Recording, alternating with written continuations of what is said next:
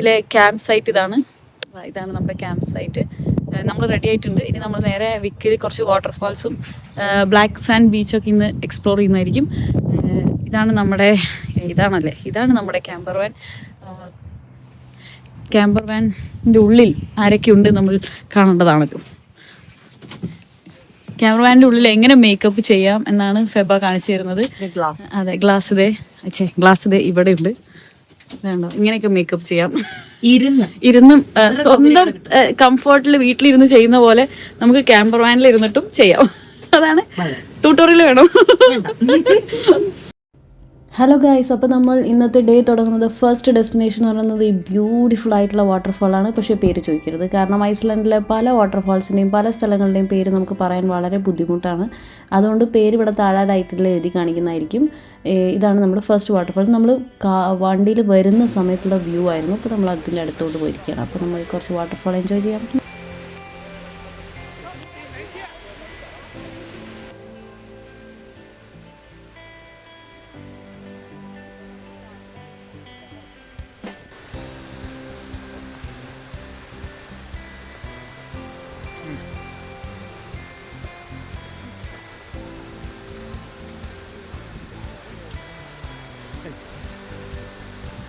Guys, നമ്മുടെ നടത്തം കണ്ടു കഴിഞ്ഞാൽ തീരെ അൺഎക്സ്പെക്റ്റഡ് ആയിട്ട് തന്നെ തോന്നുന്നുണ്ടല്ലോ അല്ലേ?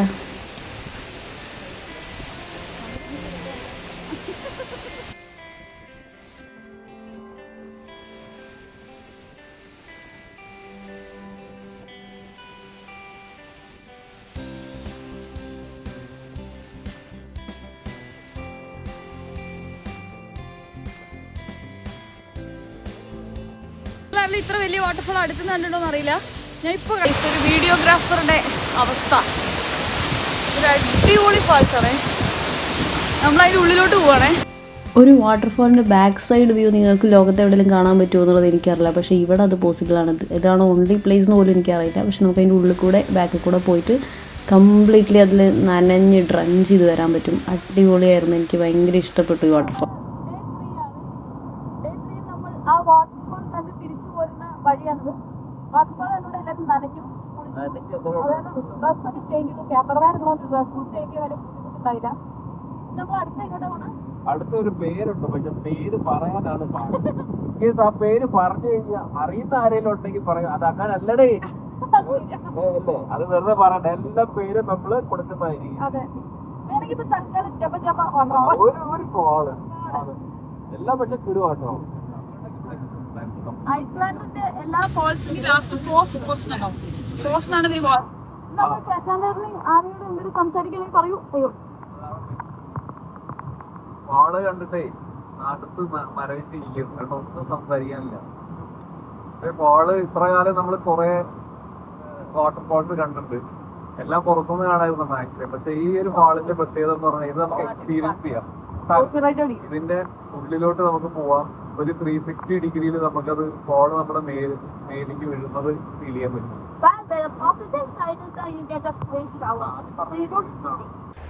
അങ്ങനെ നമ്മൾ അടുത്ത വാട്ടർഫാളിലേക്ക് എത്തിയിരിക്കണം. ഒന്നിനും മേലെ അടുത്തതെന്ന് പറഞ്ഞ പോലെയാണ് ഇത്. അതിനേക്കാൾ ബ്യൂട്ടിഫുൾ ആയിട്ട്, മീൻസ് ഓരോന്നിൻ്റെതായ ഭംഗിയുണ്ട്. പക്ഷെ എന്നാലും ഇതിന് കുറച്ചുകൂടെ ഭംഗിയുണ്ടായിരുന്നു.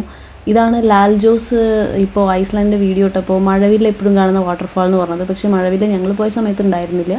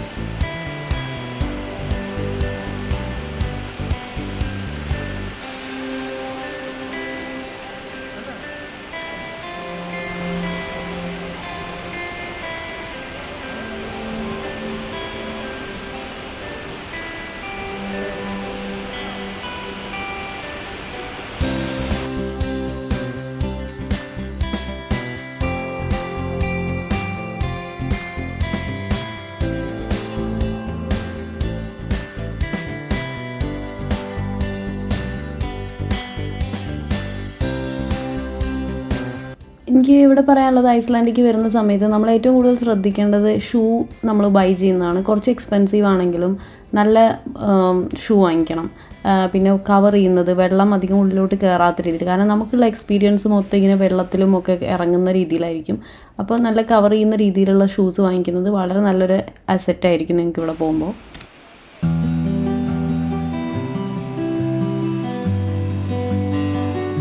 ഈ വാട്ടർഫാളിൻ്റെ മറ്റൊരു പ്രത്യേകത എന്ന് പറഞ്ഞാൽ നമുക്കിതിൻ്റെ മേലേക്കുള്ളൊരു വഴിയുണ്ട്. അതിൻ്റെ മേലെ കയറി ഇതിൻ്റെ ടോപ്പിൽ നിന്ന് വരുന്ന റിവർ എങ്ങനെയാണ് വരുന്നതെന്നൊക്കെ കാണാൻ പറ്റും.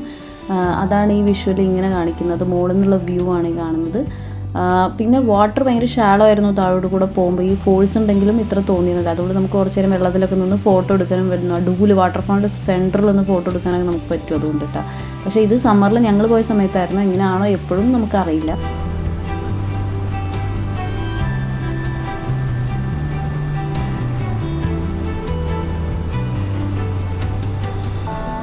അങ്ങനെ നമ്മൾ ആ വാട്ടർഫാളിനോട് വിട പറഞ്ഞ് അടുത്ത ഡെസ്റ്റിനേഷനിലോട്ട് മൂവ് ചെയ്തുകൊണ്ടിരിക്കുകയാണ്.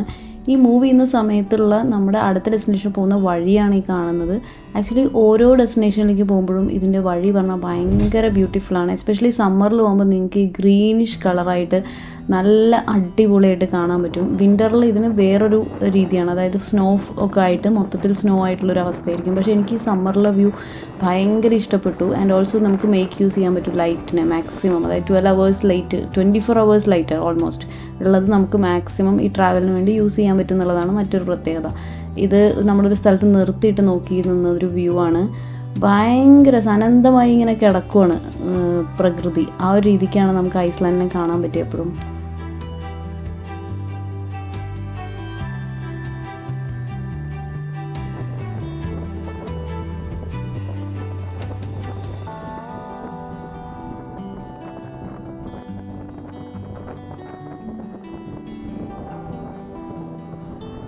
അപ്പോൾ നമ്മൾ വേർ വി ആർ ഹെഡിങ് ചോദിച്ചാൽ നെക്സ്റ്റ് ഡെസ്റ്റിനേഷൻ വിക്കാണ്. വിക്കിൽ നിങ്ങൾ പലപ്പോഴും കണ്ടിട്ടുള്ള ഈ ചർച്ചായിരുന്നു നമ്മുടെ അടുത്ത ഡെസ്റ്റിനേഷൻ. അതിൻ്റെ തൊട്ടപ്പുറത്ത് കാണുന്ന ആ ബീച്ചാണ് നമ്മുടെ ബ്ലാക്ക് സാൻഡ് ബീച്ച്. അതിനെപ്പറ്റിയും ലാൽ ജോസ് കുറേ സംസാരിച്ചിട്ടുണ്ടായിരുന്നു. നിങ്ങൾ ആ വീഡിയോയും കണ്ടു നോക്കിക്കോളൂ, അപ്പോൾ നിങ്ങൾക്ക് കുറച്ചുകൂടിയും ഐഡിയ കിട്ടും. ഇതാണ് നമ്മുടെ വിക്കിൻ്റെ ചർച്ച്. നമ്മൾ മോസ്റ്റ് ഓഫ് ദ ഐസ്ലാൻഡ് വീഡിയോസിലും കാണുന്ന ആ ഒരു ചർച്ചാണ് ഇത്.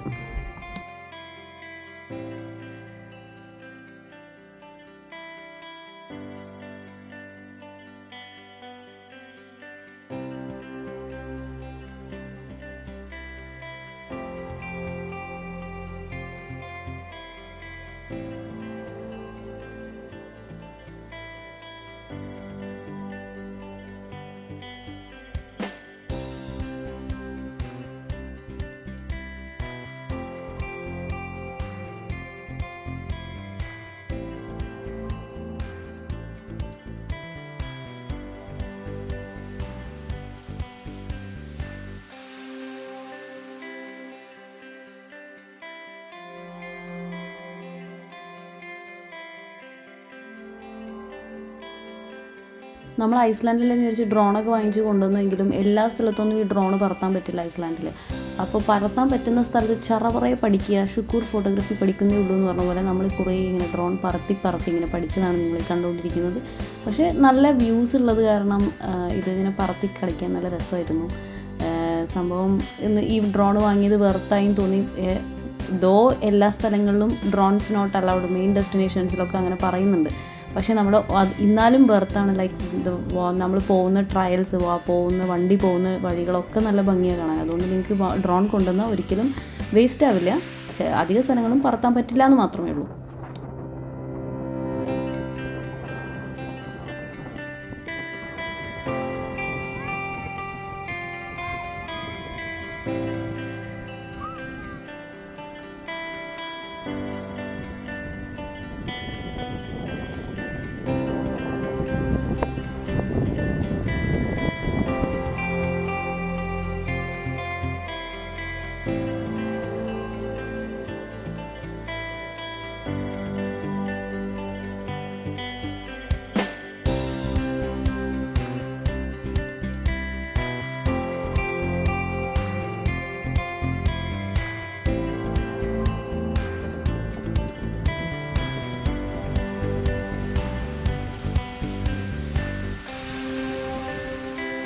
അങ്ങനെ ഗൈസ് നമ്മൾ അടുത്ത ഡെസ്റ്റിനേഷൻ ആയിട്ടുള്ള ബീച്ചാണ്, ബ്ലാക്ക് സാൻഡ് ബീച്ചാണ് നമ്മളിപ്പോൾ ഈ ദൂരം നിന്ന് കണ്ടുകൊണ്ടിരിക്കുന്നത്. We are moving ahead to that place. ഇതാണ് ഭയങ്കര അടിപൊളി ബീച്ച്, വളരെ ഡേഞ്ചറസ് ആയ ബീച്ചും കൂടാണ്. അവിടെ ഞങ്ങൾ ചെന്നപ്പോൾ കണ്ട ഒരു നല്ലൊരു കാഴ്ച കാണിച്ചു തരാം. ബ്ലാക്ക് സാൻഡ് കയ്യിൽ കണ്ടാൽ തന്നെ നോക്കിയോ, മുക്കേരിയുടെ ഒക്കെ പോലത്തെ അത്രയും കളറുള്ള സാൻഡാണ്. ഈ ബീച്ചിൻ്റെ പ്രത്യേകത ഈ സാൻഡാണ്. I don't know whether I'm living my dreams here. See the beach and enjoy it.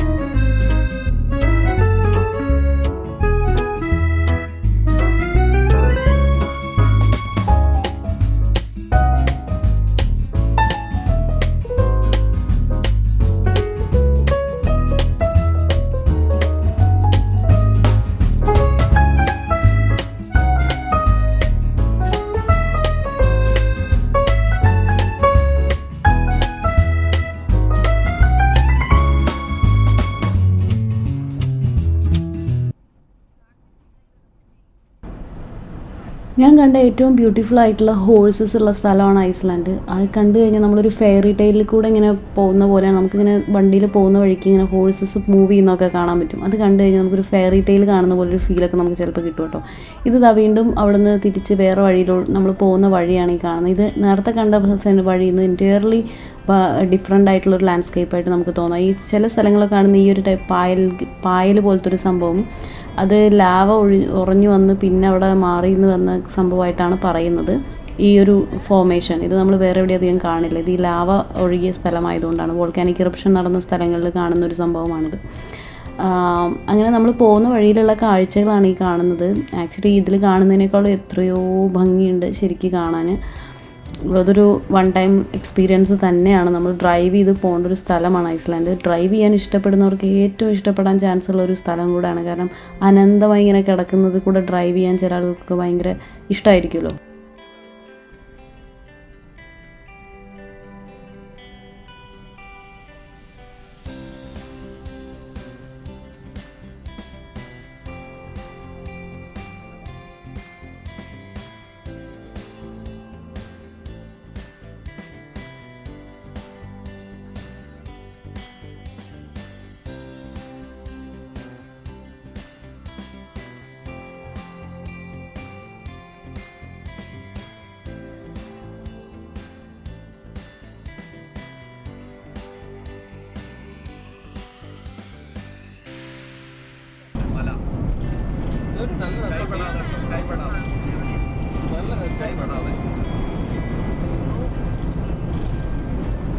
നല്ല രസമുണ്ടല്ലേ?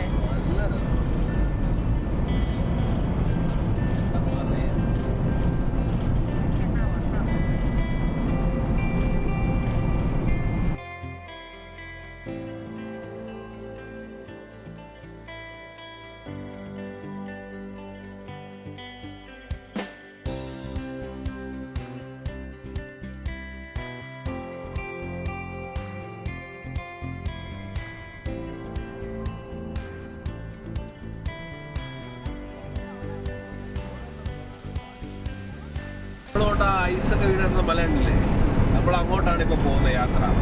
ഇവിടെ ഒന്നും ഒരു കുഴപ്പമില്ല, നോർമലാണ്. നമ്മൾ യാത്ര ചെയ്ത് അവിടെ എത്തും. പിന്നെ ആ സൈഡിലോട്ട് നോക്കി എന്താണ്ടൊക്കെ ഉണ്ട് അവിടെ. അടുത്ത ആൾ എക്സ്പ്ലെയിൻ ചെയ്യും എന്താണത്. ഇയാളുടെ ജിമ്പൽ എവിടെ?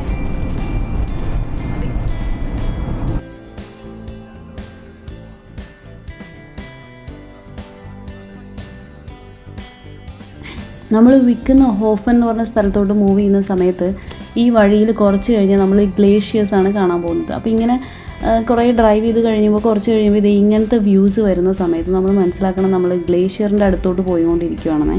അപ്പോൾ ആക്ച്വലി ഇപ്പോൾ ആ കാണുന്ന ആ ഇടയിൽ ഇങ്ങനെ കുറച്ച് ഇങ്ങനെ വെള്ളം ഒഴുകി വരുന്ന പോലെ ഗ്ലേഷ്യർ കാണുന്നുണ്ടായിരിക്കും. നമുക്ക് അങ്ങോട്ട് പോകാൻ പറ്റും. അത് നമ്മളന്ന് അത്ര അറിഞ്ഞില്ലായിരുന്നു. പിന്നെ ഞാൻ സുജിത് ഭക്തൻ്റെ ആരുടെ വീഡിയോ കണ്ടപ്പോഴാണ് അയ്യോ അങ്ങോട്ട് പോകുമായിരുന്നല്ലോ, അവിടെ ഡ്രോൺ പറത്തായിരുന്നല്ലോ എന്നൊക്കെ പിന്നെ തിരിച്ചറിഞ്ഞത്. ആക്ച്വലി അതൊരു ഗ്ലേഷ്യർ ടൂർ പോകുന്ന സ്ഥലമാണ്. അപ്പോൾ അവിടേക്ക് നമുക്ക് ഇനിയിപ്പോൾ ഗ്ലേഷ്യർ ടൂർ നല്ല കോസ്റ്റ്ലി ആണെങ്കിൽ ബുക്ക് ചെയ്യാൻ പറ്റില്ലെങ്കിൽ നമുക്ക് അവിടെ വരെ പോയിട്ട് ജസ്റ്റ് അത് കാണാൻ പറ്റും. അത് നിങ്ങൾ ഇനി പോകുമ്പോൾ മിസ് ചെയ്യാതിരിക്കണം എന്നാണ് എനിക്ക് പറയാനുള്ളത്.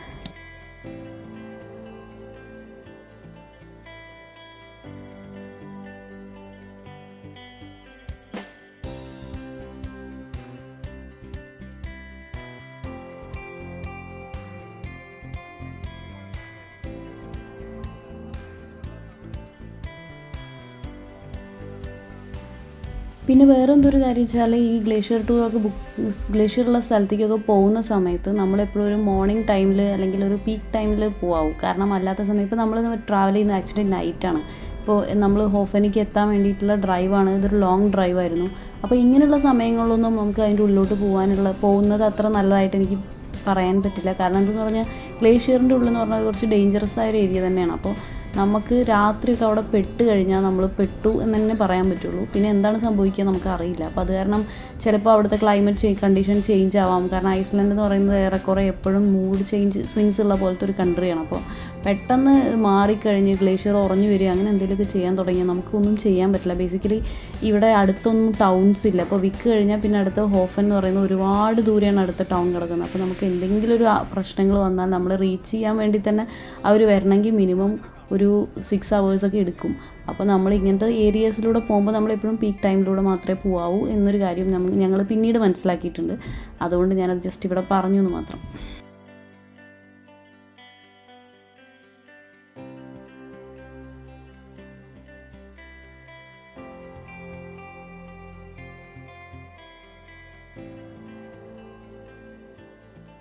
അങ്ങനെ നമ്മൾ ഗ്ലേഷ്യറിനെ പാസ് ചെയ്ത് കഴിഞ്ഞപ്പോൾ കണ്ട ഈ ഒരു വലിയൊരു ബ്ലൂ പൈൻ ഫീൽഡാണ് നിങ്ങൾ കാണുന്നത്.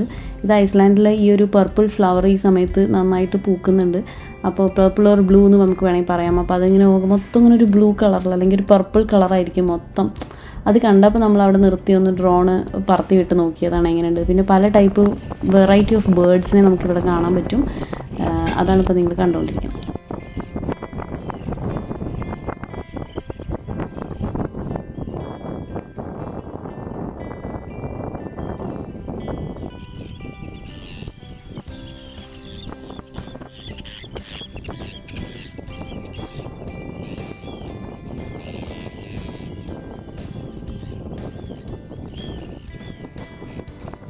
എൻ്റെ ഓർമ്മ ശരിയാണെങ്കിൽ ഇപ്പം നിങ്ങൾ ഈ കണ്ടുകൊണ്ടിരിക്കുന്ന ലൈറ്റുള്ള സമയം എന്ന് പറയുന്നത് ഒരിക്കലും 5 മണിയൊന്നുമല്ല, രാത്രി 10 മണിയാണ്. നമുക്ക് കുറേ ട്രാവൽ ചെയ്യാനുണ്ടായിരുന്നു. അപ്പോൾ എൻ്റെ നൈറ്റ് ഇപ്പോൾ ഇന്ന് ട്രാവലിൽ പോവാണ് സംഭവിക്കുന്നത്. പക്ഷേ സ്ഥലം കണ്ടാലും ലൈറ്റ് കണ്ടാലും നമുക്ക് ഒരിക്കലും ഇത് രാത്രിയാണെന്ന് തോന്നില്ല.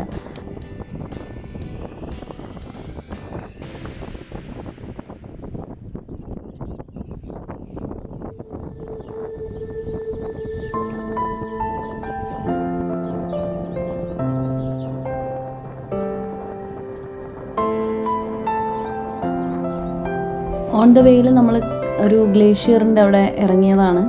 രാത്രി കുറേ 12 o'clock ഒക്കെ ആയിട്ടുണ്ടാവും ഈ സമയത്തിപ്പം. പക്ഷേ ഇത് കണ്ടപ്പോൾ ഇവിടെ ഇറങ്ങാൻ തോന്നി. നമ്മൾ ഗ്ലേഷ്യർ ബോട്ട് ടൂർ ബുക്ക് ചെയ്തിട്ടുണ്ടായിരുന്നു. പക്ഷേ എന്നിരുന്നാൽ പോലും ഈ ഒരു സമയത്ത് ഇത് കാണാൻ ഭയങ്കര ഭംഗിയായത് കാരണം ആക്ച്വലി എനിക്ക് തോന്നുന്നു ഒരു 12ൻ്റെ അടുത്തോട് സമയമാണ്, സൺസെറ്റ് ആവാൻ പോകുന്ന സമയമാണ്. അപ്പോൾ അത് ഈ ഒരു സമയത്ത് ഇവിടെ കാണാൻ പറ്റിയത് ഭയങ്കര അടിപൊളിയായിട്ട് ഫീൽ ചെയ്തു. ഇതൊക്കെ ലോകത്ത് എനിക്ക് തോന്നുന്നു ഐസ്ലാൻഡിൽ മാത്രമാണോ ഇങ്ങനെയൊക്കെ കാണാൻ പറ്റുകയെന്നറിയില്ല. ഇത് അവിടുന്ന് ഉറഞ്ഞു വന്ന ഗ്ലേഷ്യേഴ്സാണ്. അതിൻ്റെ കളറൊക്കെ കണ്ടോ, കറുത്ത കളറൊക്കെ, അത്രയും സ്ട്രോങ് ആയ സംഭവമാണ്. അതിങ്ങനെ വെള്ളത്തിൽ കൂടെ ഇങ്ങനെ ഒഴുകി വരുന്നതാണ് ആക്ച്വലി കാണുന്നത്.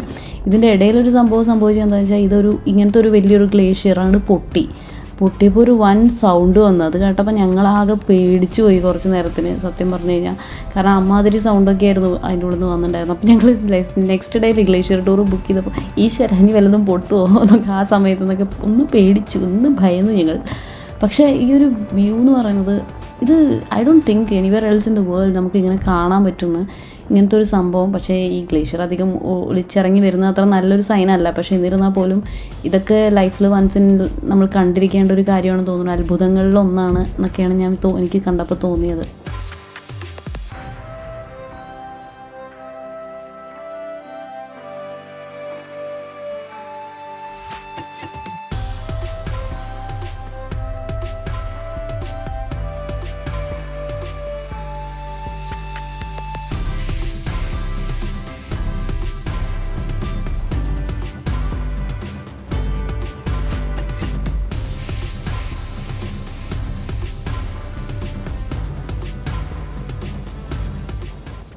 സത്യം പറഞ്ഞാൽ ഞങ്ങളെ അത്ഭുതപ്പെടുത്തിയത് ഈ കുഞ്ഞു പക്ഷികളാണ് കേട്ടോ. ഇത് എന്താ ടെമ്പറേച്ചർ എന്നറിയോ, വളരെ ലോ ടെമ്പറേച്ചറാണ്. ഇതിനുള്ളിൽ എങ്ങനെയാണ് ഇവരിങ്ങനെ നീന്തുന്നത് എന്നുള്ളത് ശരിക്കും ഒരു അത്ഭുതമായിരുന്നു.